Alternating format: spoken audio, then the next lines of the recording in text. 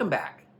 In order to understand Beaujolais, I think we need to remember how it is that people consume most wines. They drink them with food. So let's talk about the food. And to help me talk about the food, I'd like to bring in Master Sommelier Elyse Lambert.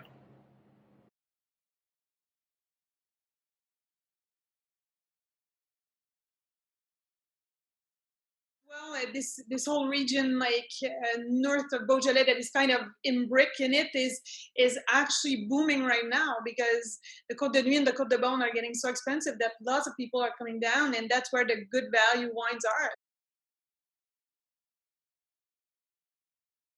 are. So, of course, that the reality of Burgundy right now is making that we do look for great value wines for sure. Great value wines in Côte de Nuit and Côte de Beaune are a little bit more difficult to find. And what I realized is that Côte Chalonnaise and Mâconnais are like right now booming. Quality of the terroir, the price of the land, the quality of the wine make that this region is definitely a region where we should put a little bit more focus for our wine list as sommelier, but as well for as a consumer, because you're gonna find some great Chardonnay, maybe sometime a little bit rounder, a little bit richer, particularly in the Mâconnais area, even in Beaujolais Blanc. Beaujolais Blanc is wow, such a great value. I have good fun with Beaujolais Blanc. Chardonnay that are a little bit rounder for Caesar salad and chicken, why not?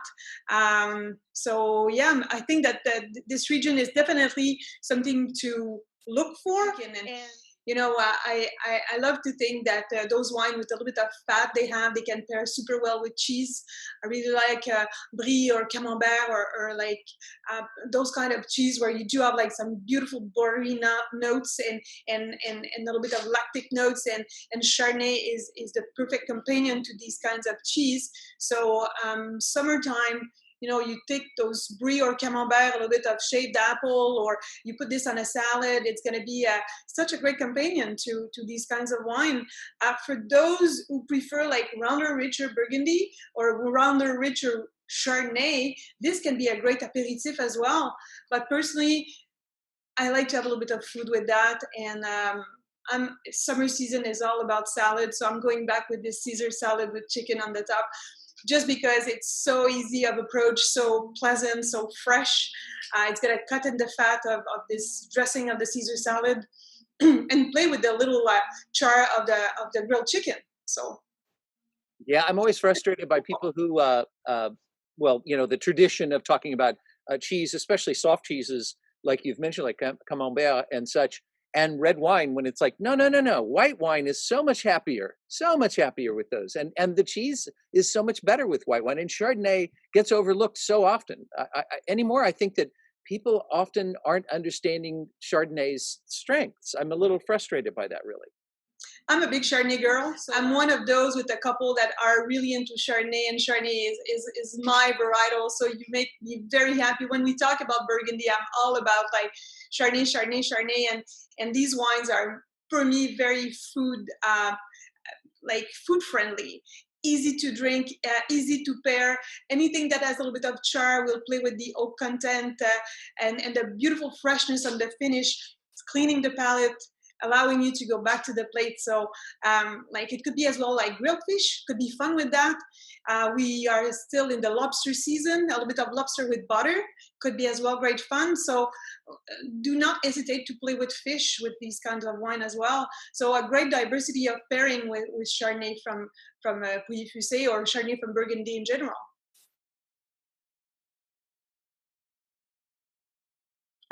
One of my favorite appellation in Beaujolais. We're going here in Fleurie. Fleurie is an appellation that for me is always a little bit more elegant. It's a Cru Beaujolais that has a little bit more this really fine tannins and beautiful, delicate, silky tannins that always make me want to drink more. That's the pleasure of Fleurie. I know that Morgon and Moulin Avant has been in Côte de Brouilly has been in my favorite overall for a little bit more bolder, a little bit more muscular Beaujolais, and you know, Morgon has been as well one of my favorite when you want to have a Beaujolais with a little bit more character. But Fleurie is kind of the old like other sides of things, the whole like elegance and finesse and just so easy of approach, silky wine. So I would say that Morgon is kind of the complete opposite stylistically. So for me, different pairing as well. Definitely different style of wine you'll want to drink. I think that some people don't really drink white wine, so if they want to start with a red wine, a fleurie could be a great way to have like only red evening. So starting your evening with a fleurie is going to be a way to go, because there's no heaviness on this wine. It's all about like elegance on the tannin and very bright acidity on the finish that makes your palate like bright and clean all the time and ready to go for another sip. So it can be a very nice aperitif. If you're in the region of Beaujolais, because I've visited Beaujolais and I love that region, people are so welcoming and so easy, simple, but just like you go there, you sit down and people take care of you with so much generosity. I don't think that they see as many tourists as they would see in Côte de Nuit or Côte de Beaune, or even in the region of Northern Rhone. Like Northern Rhone, they see as well lots of visitors. Beaujolais for me is a hidden treasure, a region where if you want to travel, I know it's a little bit more challenging these days to travel, but if you want to travel, it's a region that has an hospitality that is so great. So being there with Fleurie, I would say just a charcuterie board would be a way to go if you want to play it very Beaujolais style.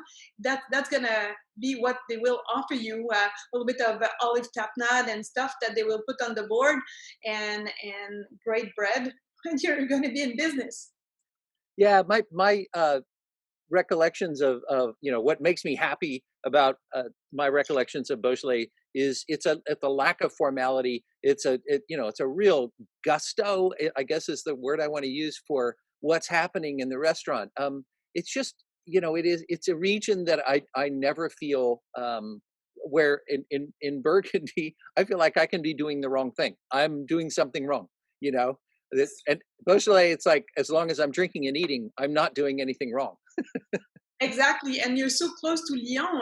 Lyon, that is a gastronomic city where you can find like the best of the best squeezed in between Burgundy and Beaujolais, and on the other side with the Rhone Valley, Lyon is offering such a great gastronomy scene and a beautiful city. But you're an hour away. If you want to travel in the Beaujolais, it's an hour and you're there, and it's very hilly. So you're gonna like move from like appellation to appellation in between little hills that are quite beautiful.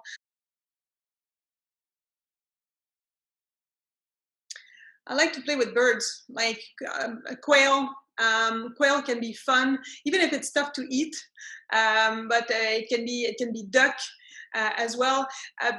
Beaujolais with a little bit of structure can go easy with white meat as well. If you want to play with veal, it could be a nice veal chop with a little bit of like red wine reduction.